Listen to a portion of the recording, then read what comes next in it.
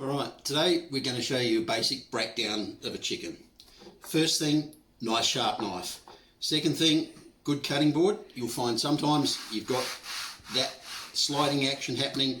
For safety's sake, sit your cutting board on a tea towel.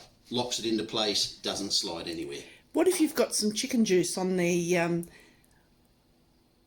towel? You'd need to wash the towel. You put it straight. Absolutely. Yes, yep. Yes. Alright, now, got a nice fresh chook here that's been patted down with paper towel and drained. That way it's not going to be slippery and juicy when you're trying to bone it and break it down. It's a lot safer and a lot cleaner and a lot tidier. This is a 1.9 kilo chicken.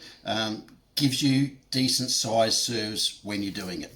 Alright, so the first thing is through the skin down here alongside of your Maryland, and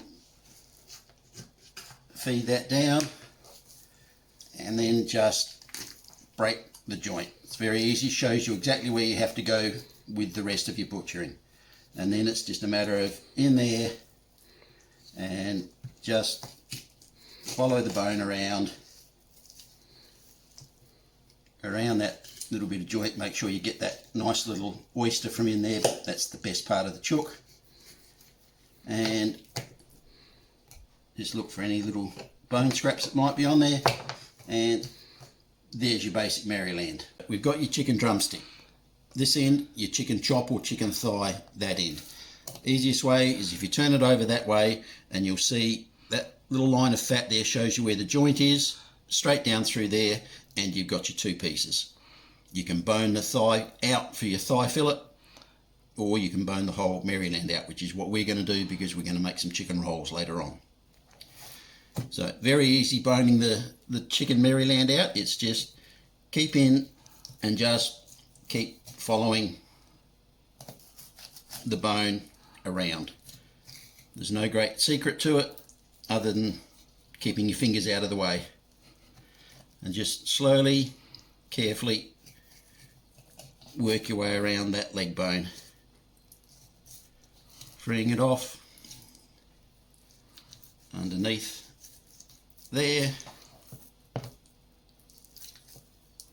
and then again just lifting it up, following it around the joint,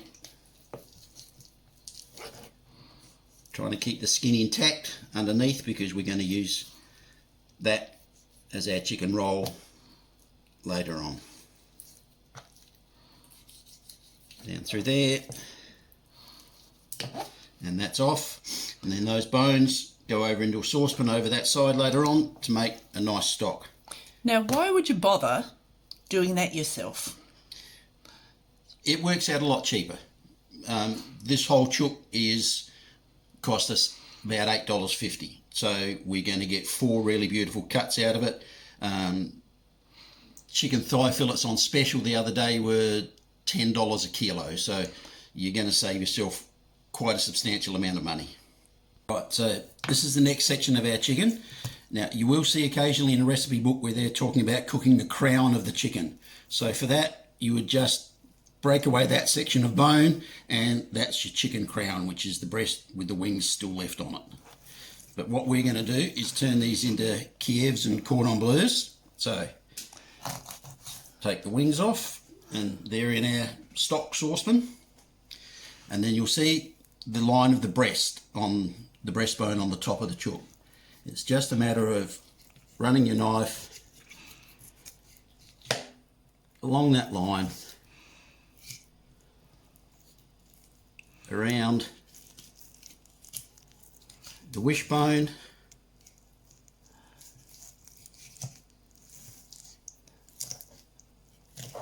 take that guy out into our stock, and then just tip of your knife,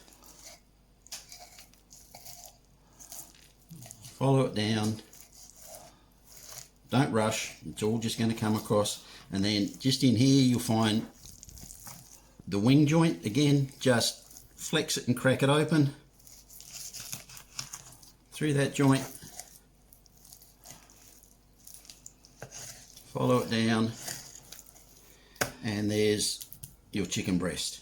And that's got the little wing piece on, so that's the chicken Kiev cut. Yes, if you don't want to do this and you want to go and buy this cut in the butcher shop, you'll find it mostly marketed as a chicken Kiev cut. Some places will call it a chicken supreme. Some people roast their bones. Yes, it's the same process. They're getting the caramelisation, but what they're doing, roasting, they'll then take it out of the pan and leave the fat. I like to cook it with the fat in and then skim the fat off the stock at the end. That way all the flavour is going into your stock.